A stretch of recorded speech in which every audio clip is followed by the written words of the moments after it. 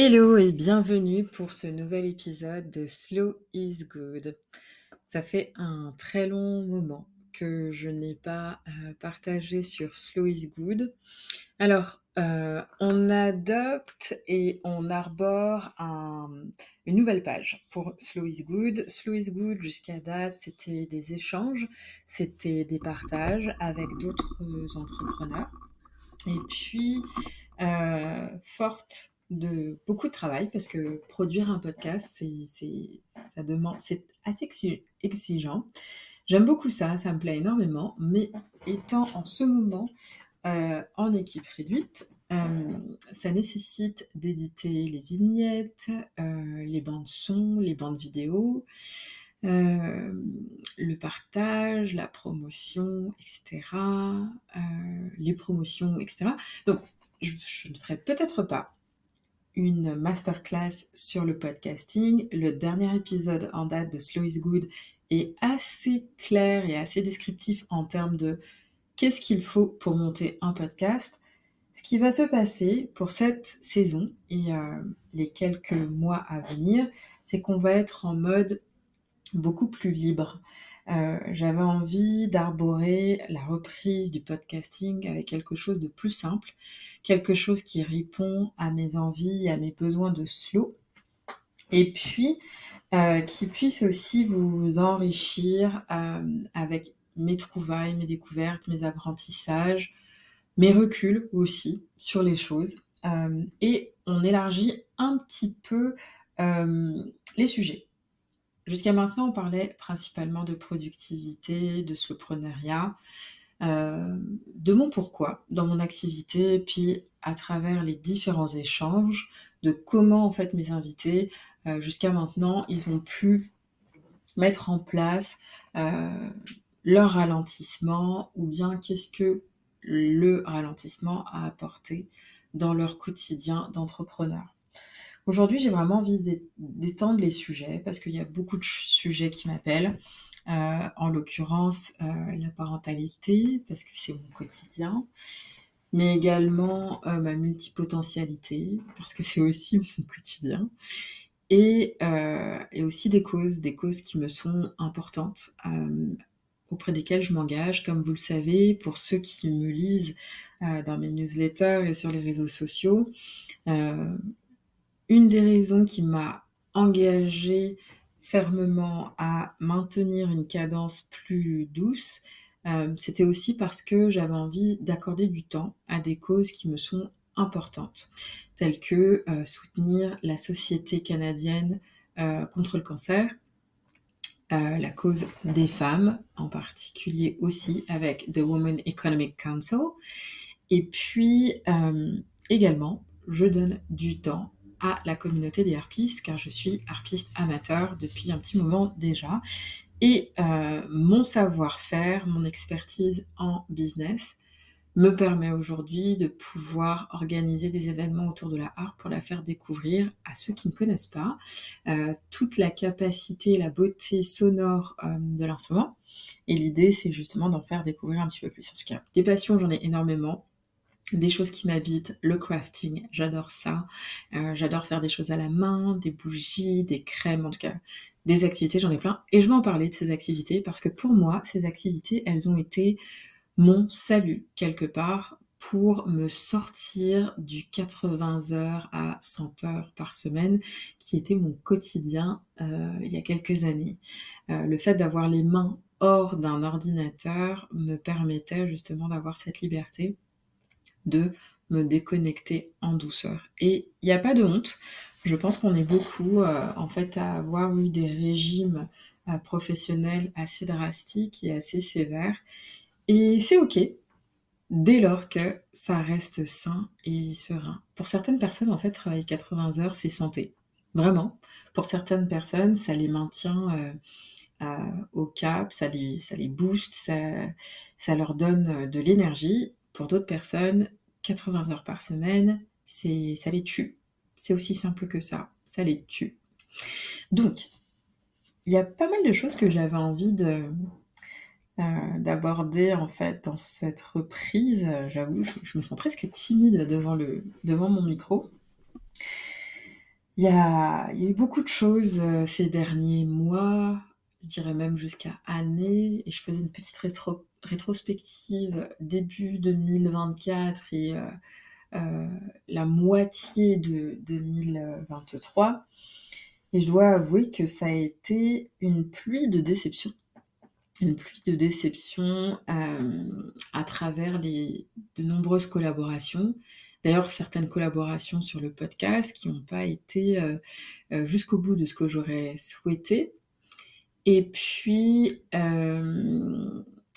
certaines collaborations d'affaires aussi qui n'ont pas été du tout au goût du jour, où j'ai même exploré et vécu des choses que je ne souhaite à personne, vraiment. Beaucoup de gaslighting, beaucoup de déconvenus, beaucoup de tristesse aussi, je dois avouer finalement.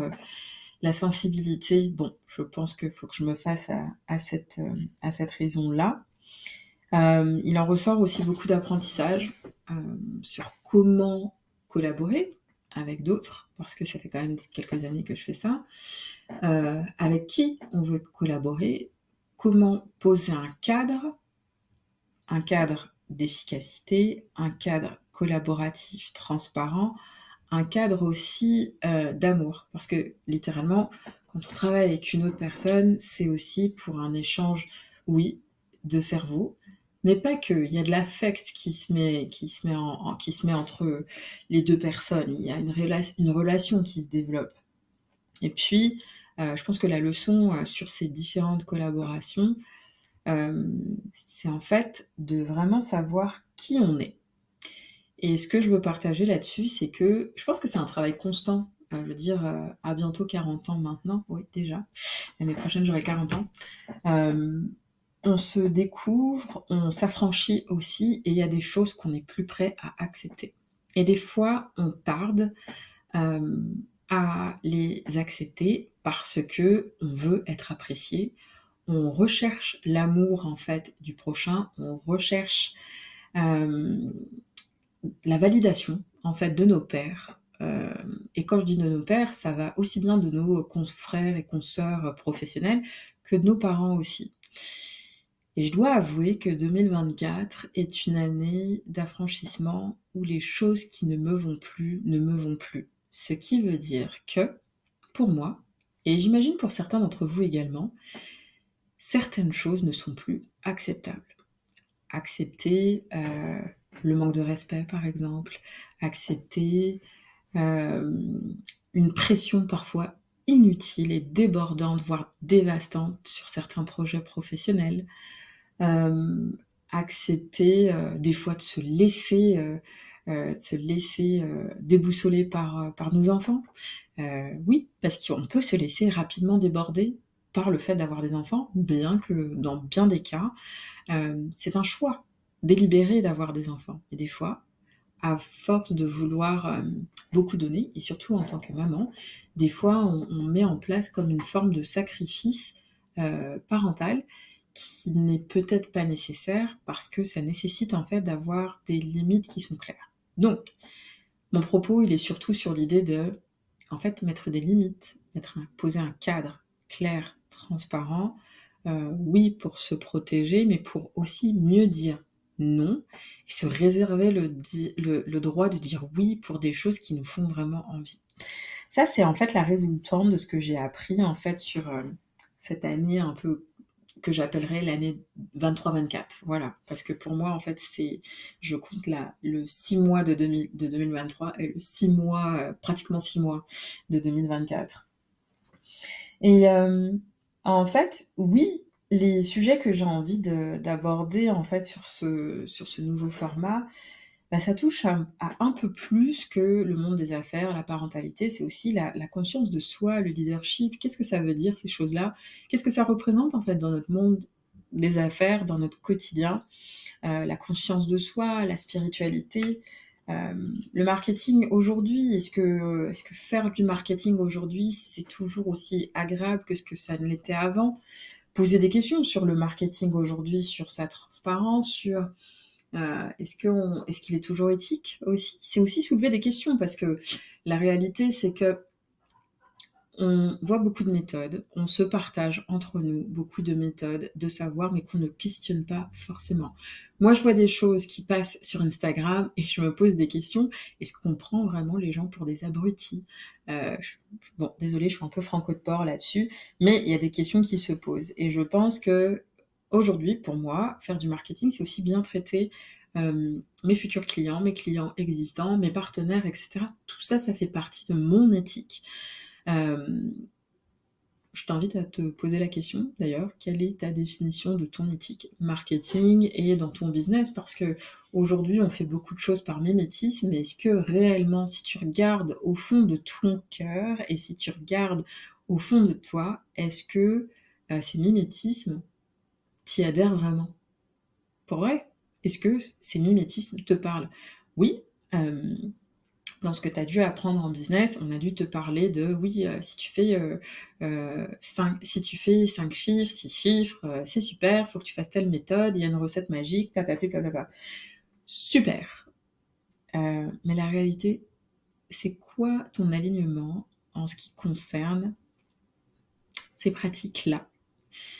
Personnellement, j'ai décidé que j'aimais avoir un marketing qui était beaucoup plus serein. Serein pour moi, serein pour mon cerveau, serein pour mon cœur aussi, mais aussi serein pour mes clients. Et oui, peut-être que ça ne rejoint pas 3000 personnes d'un coup, peut-être, je ne sais pas encore, mais l'idée c'est que moi je me sens plus alignée en me nourrissant et en même temps en nourrissant une communauté avec laquelle j'ai envie d'être plus que juste une mentor ou une entrepreneur passionnée qui partage un petit peu ses explorations entrepreneuriales. Je pense qu'il y a un peu plus à apporter aujourd'hui, en tout cas vu de ma fenêtre. Est-ce que c'est une question de 2024, de renouveau, de changement, de maturité? Je ne sais pas. En tout cas, ce dont j'ai envie, c'est tout simplement d'être plus simple dans mon approche de communication. Et je dois avouer que ça me fait du bien d'être là sur le podcast et de te partager ce que j'ai à te partager. Encore une fois, c'est pas un podcast unilatéral. Si tu souhaites prendre ta plume ou ton audio, je t'invite à m'écrire à hello@geraldinejp.com. Et puis, j'avais envie de te parler, je suis désolée, cet épisode il est un peu décousu, mais il est un peu décousu parce que c'est le retour et je me suis fait 50 post-it sur ma table et j'avais beaucoup de choses à partager. Ce que je vais partager aussi dans les prochains épisodes, qui seront vraiment très simples, c'est-à-dire que j'avoue, je m'inspire énormément de Simone Séol, mais en fait c'est quelque chose que j'avais commencé en fait il y a quelques temps, où j'envoyais en fait des audionotes à ma communauté par courriel. J'aime beaucoup partager. J'aime beaucoup partager avec le son, avec la voix. C'est quelque chose que j'utilise au quotidien et j'aime énormément ça. Mais j'avais arrêté parce que du coup, ça décuplait un peu mes efforts et mon travail, et donc j'avais mis un peu ça sur la glace. Là, ces audionotes, en fait, finalement, elles reviennent à travers le podcast, et un podcast qui sera juste un petit peu plus brut, c'est-à-dire que je mettrai moins de... comment je peux dire ça? On va dire qu'on mettra un petit peu moins de fleurs dessus, il y aura pas d'intro, je vais poser les choses telles qu'elles sont.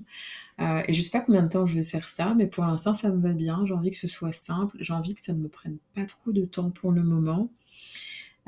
Et ensuite, quand j'aurai de nouveau plus de temps, eh bien, je me remettrai justement à des épisodes un peu plus peut-être construits, si on veut le voir comme ça, un peu plus structurés, un petit peu plus d'un point de vue audio travaillé. Là, l'idée c'est que je te partage ce que j'ai à te partager et je compte d'ailleurs sur tes partages et tes retours. Et aussi de manière brute. Certaines personnes sont très très brutes de décoffrage dans leur retour et je n'en attends pas moi. Alors, honnêtement, je pense que sur ces nouveaux épisodes, qui seront d'ailleurs en français, et peut-être des fois en anglais, j'ai envie de me simplifier la vie, puis je pense qu'il n'y aura plus non plus de podcast en 2 langues. Ce sera un slow is good et puis je l'adapterai en conséquence. Sur YouTube, j'offrirai la possibilité d'avoir les sous-titres en anglais pour ma communauté anglophone, mais dans un besoin en fait de sérénité, je m'en tiendrai à ce qui est le plus simple, ma langue maternelle, le français. Voilà. Bien que j'aime beaucoup aussi pouvoir échanger en anglais. Mais en tout cas, pour ma communauté d'anglophones, ils auront quand même la possibilité de pouvoir échanger avec moi en anglais sans problème. Alors, tout à l'heure, je te disais, je te parlais aussi de la question de la connaissance de soi. C'est aussi un travail que j'arbore depuis maintenant quelques années. Il m'est nécessaire justement d'approfondir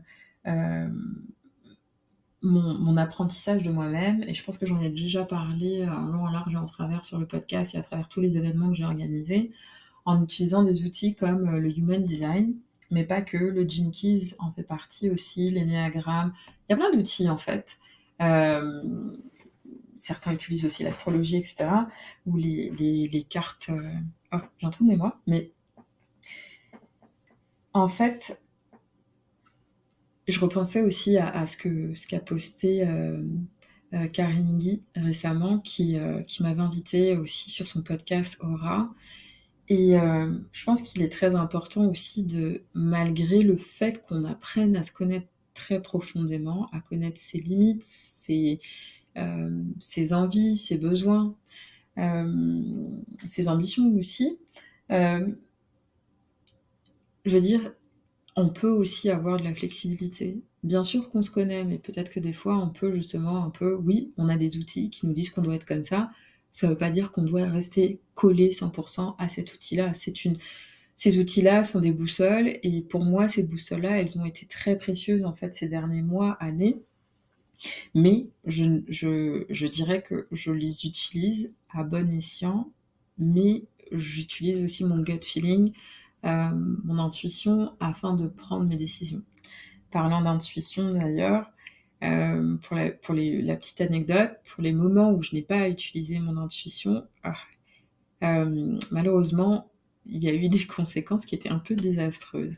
Donc, si vous n'êtes pas sensible à la question et au sujet de l'intuition, je vous invite à vous pencher sur la question, parce que moi qui fut un temps était plus que très cartésienne et qui ne comptait que sur ce que je pouvais voir, je mettais ça de côté. Et la problématique, c'est que toutes les fois où je n'ai pas suivi justement cette petite brûlure intérieure qui nous dit non, va pas là, ou tu devrais plutôt aller là, eh bien, ça crée des dégâts.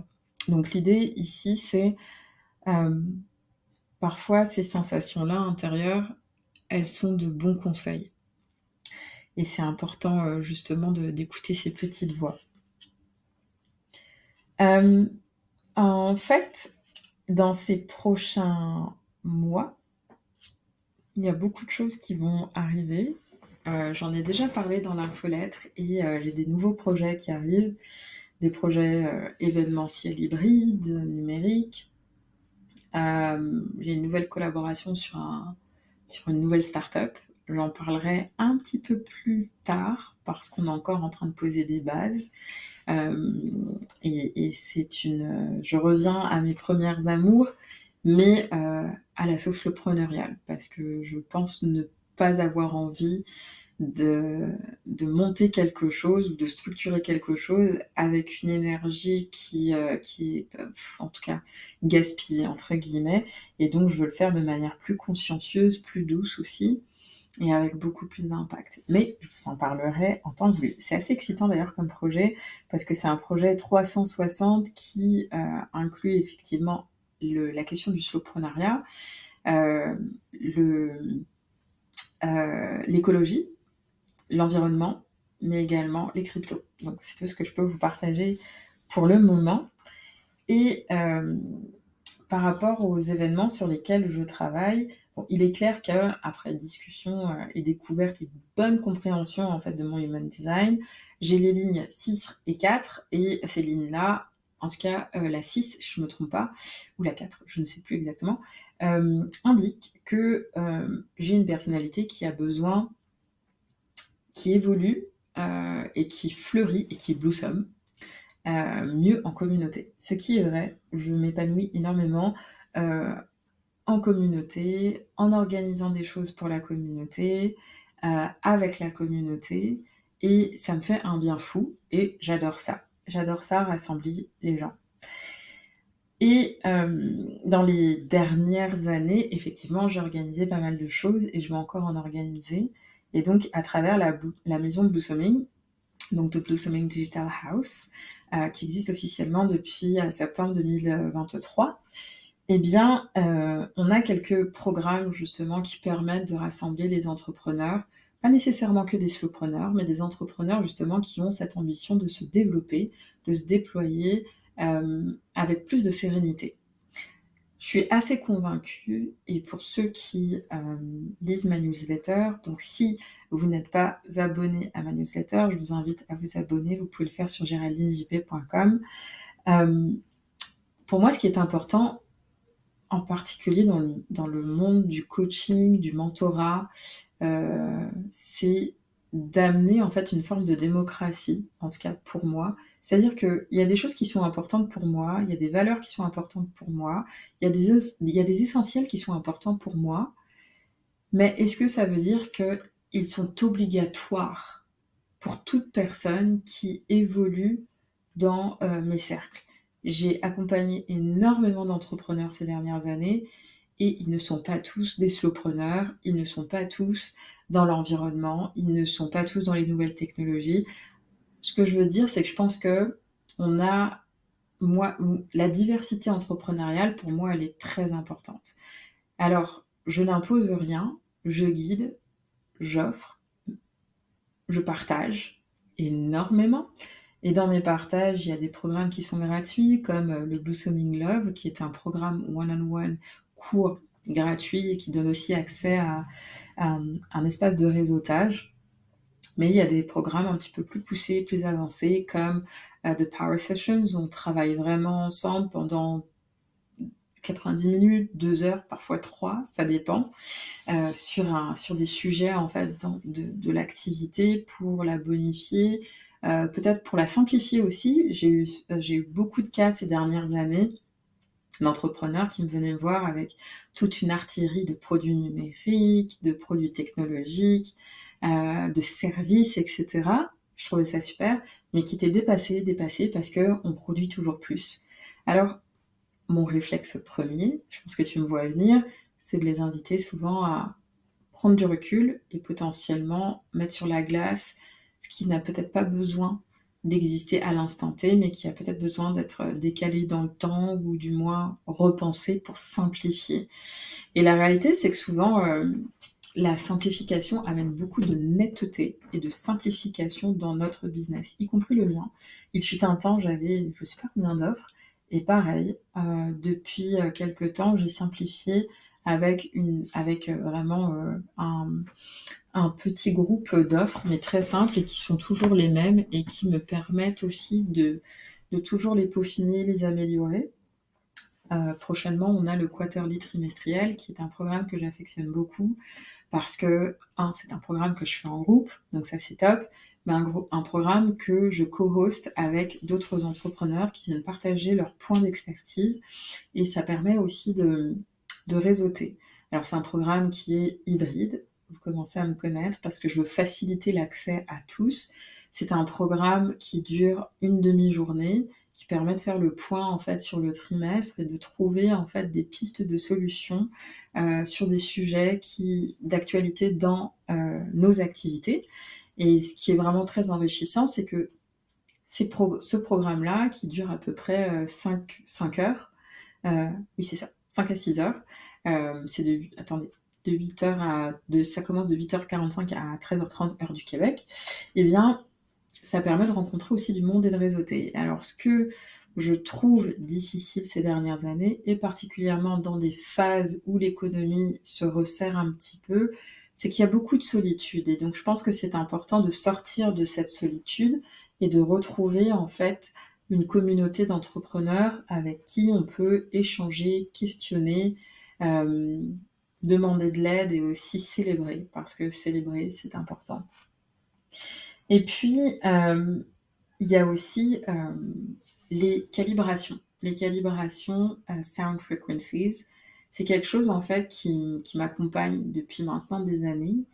C'est des bains sonores que j'aime énormément, qui finalement c'est de la méditation sonore et qui amène beaucoup d'apaisement, qui amène beaucoup de recul, qui amène beaucoup d'équilibre aussi.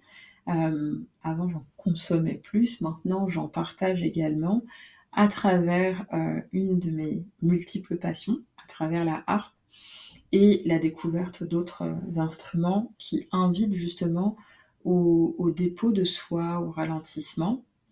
Et c'est comme des aires de repos méditative avec du son. Et ça permet de se régénérer, littéralement. Ça permet également de se ressourcer. Ça permet définitivement de ralentir. Et aussi, c'est une ouverture aussi pour réseauter parce que il y a toujours des sessions à la fin d'échanges, écriture intuitive, échange de cartes, tirage de cartes, je veux dire. Ce qui fait que ça donne un potentiel pour engager des conversations et je pense que à l'heure actuelle, engager des conversations, quels que soient les sujets, c'est important. Ça permet je dirais, d'avoir ces moments d'humanité que je trouve importants. Surtout dans la dynamique dans laquelle le monde est en ce moment. On voit des choses qui sont terribles. On fait tout ce qu'on peut, je crois, hein, en tout cas, j'ose croire, on fait tout ce qu'on peut par rapport à ces sujets. Et c'est des sujets potentiellement que j'aborderai aussi parce qu'il y a des sujets très complexes. Et j'admets ne pas être qualifiée sur tous ces sujets, mais il y a des sujets en fait qui me sont, en tout cas, qui me sont douloureux. Et c'est comme ça que je le positionnerai. Non pas que j'ai des capacités pour gérer tous ces sujets, parce qu'il y en a plus d'un, mais en tout cas, je pense que c'est important d'utiliser nos voix quand on peut, si ça peut faire résonner, si ça peut faire changer, si ça peut permettre de contribuer. Et je pense que au sein de la maison Blossoming, l'idée vraiment, c'est d'avoir un safe space réellement, un safe space d'apprentissage, d'échange, d'exploration. Dans les explorations, on a les Blossoming Experience qui vont revenir de manière annuelle tous les mois de novembre, avec une volonté justement engagée sur des sujets qui vont être peut-être pas si simples que ça à traiter, mais où j'invite mes invités, mes participants dans un espèce de documentaire audio à partager leur parcours, leur histoire, leurs réflexions aussi, et le partager avec la communauté aussi. Et je pense que c'est des choses qui me sont importantes parce que la réalité, c'est qu'on est tellement, abreuvé d'informations que on ne sait même plus comment la digérer. Et vous allez peut-être me dire que si je produis du contenu supplémentaire, en fait, plus que de produire des contenus supplémentaires, c'est plus des invitations à la réflexion. À la réflexion plus étoffée, plus recherchée sur des sujets qu'on n'a pas l'habitude d'aborder ou qu'on aborde de manière un peu complexée ou complexe aussi.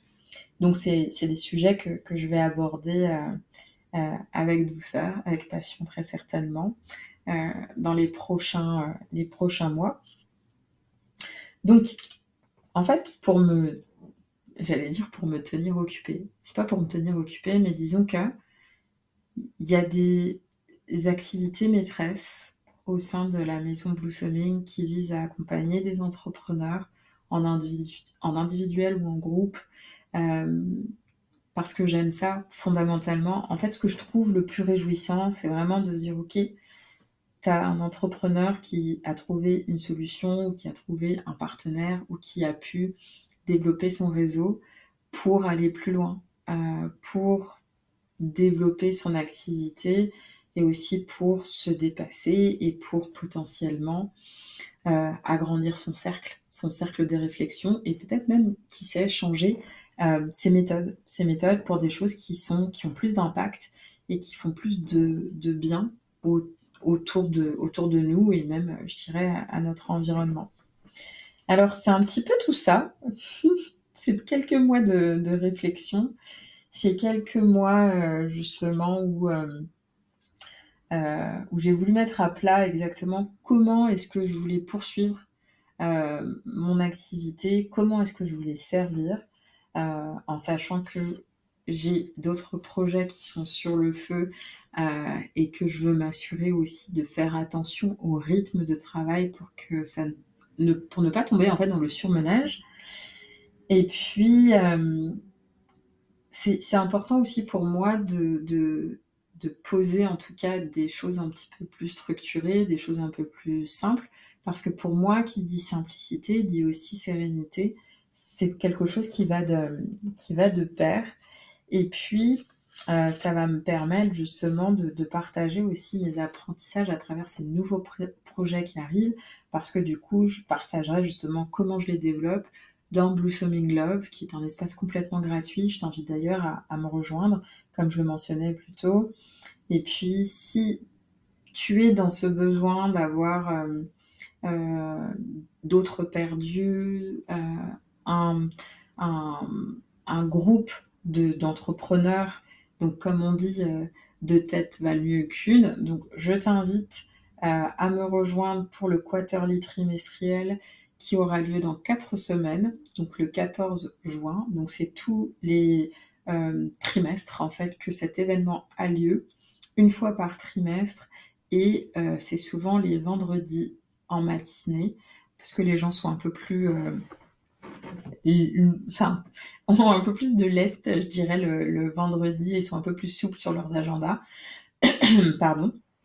Et donc, si jamais tu souhaites te joindre à nous, tu es le ou la bienvenue, et tu trouveras toute l'information sur géraldinejp.com ou dans le lien dans ma bio sur Instagram, Blossoming Digital House, ou sur mon Instagram personnel, Géraldine JP.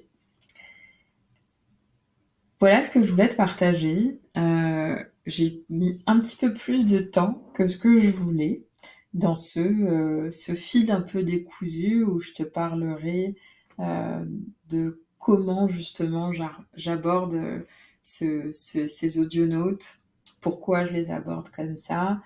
Et ça me fait du bien de te parler, ça me fait du bien de te partager ce qui s'en vient, comment les choses s'articulent, qu'est-ce qu'elles deviennent, et aussi je vais définitivement décrypter un petit peu plus les déceptions, parce que je pense que c'est important aussi, les déceptions, pas dans le sens pleurnicheuse entre guillemets, mais plutôt dans le sens les leçons apprises, des choses qui n'ont pas été comme on aimerait. La réalité, c'est que l'entrepreneuriat, c'est ça, c'est que tu as 5 minutes de gloire pour toute une vie parfois de labeur, et puis c'est de choisir comment est-ce que justement on veut labourer, entre guillemets, avec qui on veut le faire aussi, ce qui est très important.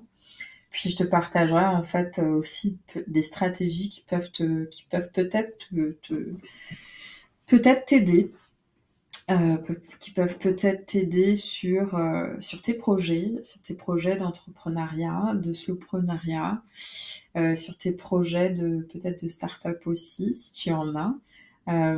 Mais je te partagerai en tout cas ce qui peut peut-être t'aider, aussi ce que les gens partagent peut-être pas suffisamment en termes de stratégie, en termes de tech, en termes de financement. Bon, ça te sera utile, le financement, surtout si tu es à Montréal, si tu es au Québec ou au Canada. Et si j'ai plus de matériel pour l'international, j'en partagerai, mais je dois avouer que j'ai beaucoup plus de connaissances en fait sur ce qui se passe ici. Et voilà. Et en tout cas, je te remercie pour ton temps, je te remercie de m'avoir écouté. Je pense qu'il y a quelque chose qui ne va pas changer. Si cet épisode, tu l'as trouvé intéressant, à ton goût, je t'invite à me suivre un petit peu partout sur les réseaux sociaux, à le partager avec qui de droit, avec ta communauté surtout, et à me partager tes retours. Je pense que c'est important. J'aime beaucoup échanger avec toi, avec vous tous. C'est important, c'est ce qui me fait grandir, c'est ce qui me permet d'avancer et c'est ce qui me permet aussi de m'améliorer parce que je ne suis pas parfaite, je suis comme toi. J'apprends, je fais des erreurs, je fais encore des erreurs, j'apprends encore, je fais des erreurs, je recommence, je me plante encore et ensuite jusqu'à ce que ce soit le plus parfait possible. Donc sur ces mots, je t'invite à rester connecté et on se retrouve pour un prochain épisode. Je ne sais pas quand est-ce que le prochain épisode sera livré, mais en tout cas, je livrerai en tout cas des partages audio dès que j'en aurai la possibilité. Ce ne sera plus nécessairement une fois par semaine, mais plutôt quand j'en éprouverai le besoin d'échanger et de partager des choses, des cues qui peuvent être utiles ou qui peuvent aussi m'être utiles, parce que moi, le podcast, je le vois aussi comme ça. C'est un peu mon exutoire aussi. Donc, sur ces mots, beaucoup d'amour à tous et à très bientôt. Je vous souhaite encore une belle écoute.